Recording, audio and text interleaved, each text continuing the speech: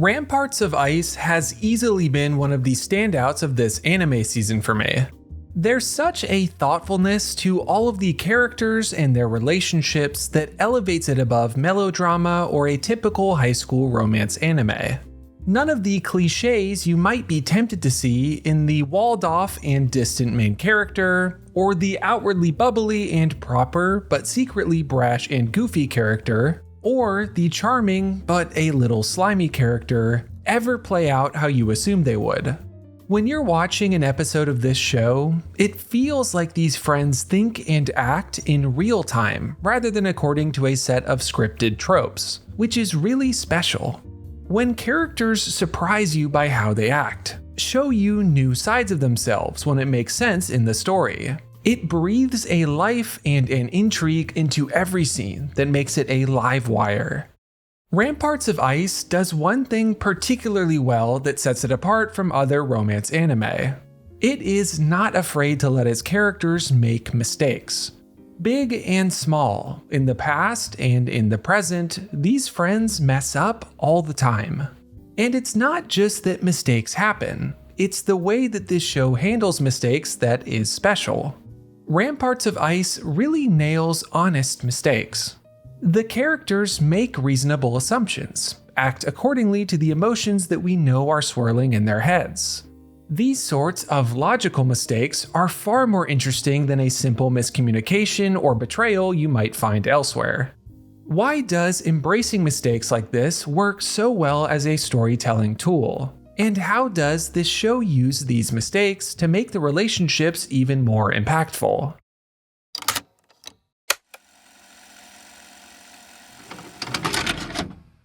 The first thing that jumps out about mistakes in this show is just how many of them there are. The second episode has a great example of this. Yota doesn't really get what's going on with Koyuki and the guys hitting on her. She tries to retreat into her shell instead of explaining.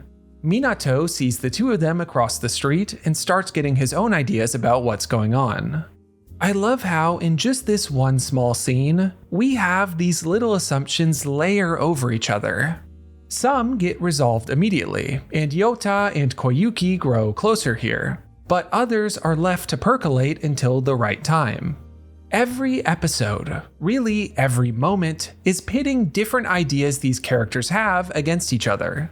Mistake may sound like a harsh word, but I mean it more like when you say, "my mistake." All four of our main cast have their own idea of what's really going on, and they are constantly probing the others to see if what they think is true. Miscommunications are, I think, rightly kind of slandered as the most cliche of romance anime plot points. But Ramparts of Ice really circumvents a lot of those problems by having its characters think like real people. They all have their blind spots, but when they mess up, they are able to introspect and actually process what happened. Koyuki is such a great center point because of this. We get the backstory with her bullying in middle school and how she puts walls up around herself. And it totally makes sense and may track with other characters we've seen before in other shows.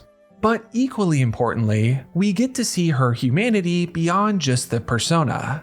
She is able to think about her past trauma, try to reconcile all of the feelings swirling inside. She loves Miki and opens up around her, and comes to trust Yota fairly quickly. That's not the end of the walls she has though, and with Minato the road to friendship is much more littered with roadblocks. He tries to lay the same charms on her that he has with everyone else, but for someone suspicious of behavior like that, like Koyuki, it's off-putting and fake. As they continue to cross paths, their different personalities and understandings of people lead them to make incorrect assumptions about each other. They hurt each other's feelings, even on purpose, due to what they think is going on. But importantly, they never stop thinking, stop trying to understand each other. When there are as many mistakes as there are in this anime, it makes the moments of understanding really powerful. I've alluded to this already a bit, but another thing that elevates the mistakes made in this show is the complexity of the characters that make them. Nowhere do I think that this is better illustrated than between Minato and Miki in the third and fourth episodes. The third episode opens with a look into Miki's past, how isolated and lonely she felt in middle school. In one of her lowest moments, Minato reached out and offered her friendship. Back in the present, we feel Miki bristle against Minato's interest in Koyuki, and start making our own assumptions just as she is. Is she jealous? Is Minato interested in Koyuki? When Miki asks Minato to get drinks with her, it's tempting to look flatly at the romantic perspective. But then, this episode shows us that we're just dipping our toe into a much deeper pool of character dynamics. Miki doesn't want Minato to pity Koyuki, be her friend because he feels bad for her. For Koyuki's sake, yes, but also her own, as one of those lonely people before. This is such a loaded, nuanced sort of hurt, and ties together so many of the pieces we picked up about Miki before.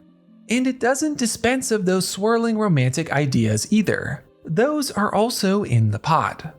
Minato too owns up to it, and is able to project what Miki is saying about him and Koyuki onto their own relationship. He apologizes and talks about how things have changed. Miki, deep down, is afraid of how he might still see her now, as that small and scared middle schooler. Minato is able to help free her of some of that burden, a real moment of kindness. And the best part is that this still isn't the end of all of it. There's still the question of romantic feelings, and then Minato is only able to make some of his mistakes with Koyuki later because of his inability to fully internalize everything Miki says to him here. Instead of being dragged out or overly simple, mistakes and miscommunications in this show are these spectacular clashes of some of the richest characters I've seen. Ramparts of Ice is not afraid to let its characters make mistakes. It's not afraid to let them get the wrong idea, assume what's going on too quickly, even hurt each other's feelings, and it's a huge reason of why this anime is so awesome. We're all a bit overconfident in how we see the world, prone to convincing ourselves that we know what everyone around us is really thinking and feeling, and we mess it up. It's rarely the end of the world, and often it leads to more understanding than before. This anime gets that idea better than maybe any show I've seen as of yet, and is a major part of why I look forward to putting it on each and every week. And that ends today's episode of Love and Anime. I hope you enjoyed. I really have been floored by how good this has been so far. It's amazing how different this feels than you and I are polar opposites in some ways, but also how the characters are so wonderfully full of life across both. Also, the cameo in the most recent episode of Suzuki and Company was just awesome. I frankly feel spoiled that we get 9 straight months of anime from this author. If you enjoyed the video today and like video essays about romance, anime, and romance anime, liking and subscribing helps a ton and will keep you in the loop, as does hitting the hype button on the mobile app. I'm Slam Anime, and I'll see you next time.